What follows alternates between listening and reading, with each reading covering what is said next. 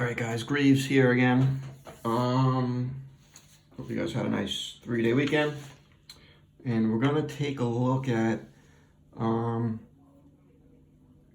phenomenon of light, which we've been talking about, and it's related to refraction. Okay. So let's just take a look at something. So what do we know about light when it hits a boundary, right? Reflection, transmission, absorption. So let's continue with my transmission business, right? So I got to talk to you about something, right? So let's just suppose, right? I'm going to do it like this, right? So we've been drawing rays of light just with a straight line, but let's suppose I'm going to make the line a little bigger. Here's a ray of light, right? 2 rays, right? But kind of one like a flashlight, right? So as this ray of light, I'm going to say it's white light, right? So let's say this is a ray of white light, right? Now, what is white light? Like, what are we really seeing? Well, hopefully you know, I think by now, right, that white light really is a combination of all the colors, right? Right, so we call this poly, right, chromatic. Poly, right, meaning what? Many, right? So really, what do you have? Like, if I'm looking at white light, what do I really have? I'm looking at, right, I don't know, remember Roy G. Biv, right? Red, orange, yellow, green, blue, indigo, violet, right?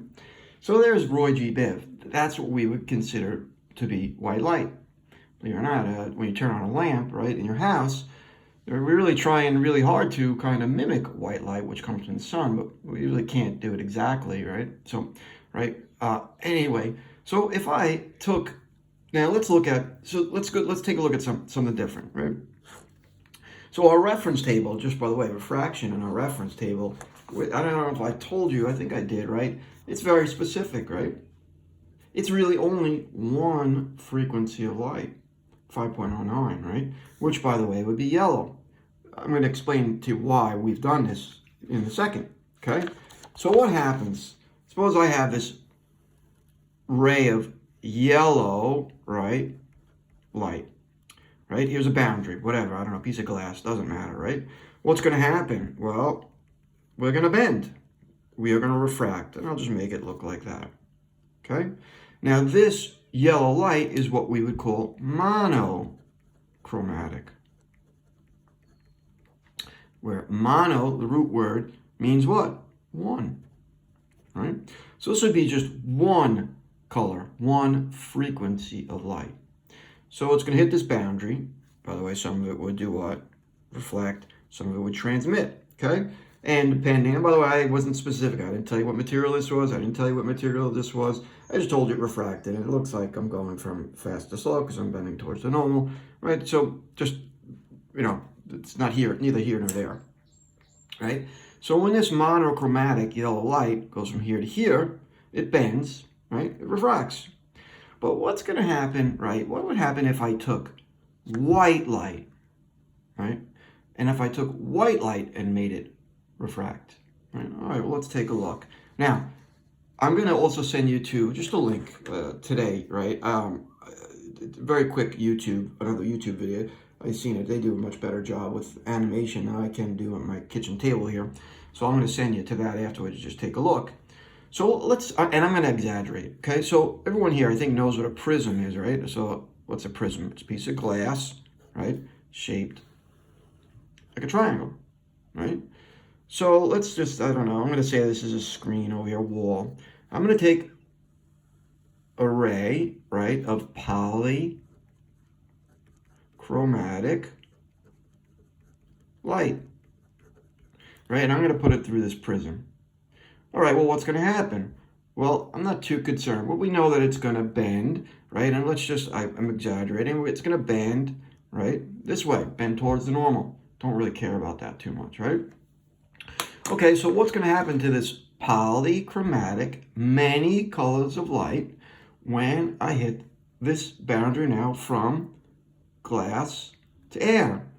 Well, now something strange is going to happen. As a matter of fact, it happens inside the prism as well, but we're just going to talk about what happens outside.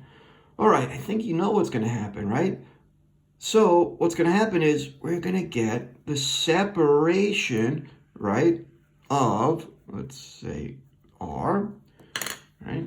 Now what's going to happen is we're going to get the monochromatic light, right? Right? Yellow. And I'm exaggerating very, very much here, right? Hope you can see the yellow. G, right?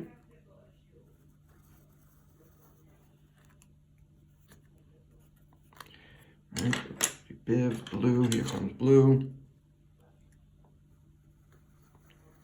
Can draw that very well. Roy G, Biv, right? And really indigo violet, same thing, right? So here's my indigo violet, right? Whatever. Boom. V. So what just happened right here? Well, since I had polychromatic light, right? Change speeds. Now here's the important thing. What's going to happen? Well, with just my yellow light, went from here to here, it refracted. And why did it refract? Because it changed speed. The same thing's going to happen to the polychromatic light. Meaning, the different components, colors, are all going to refract as well. But something weird happens, right? As it turns out, right? And this is why we only use, right, one frequency of light.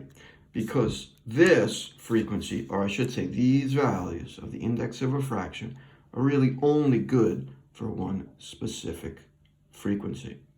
Now, what does that mean? Different frequencies, right, are going to have different indexes of refraction. So what that means is, well, red or violet light, if it goes through corn oil, might not necessarily be 1.47.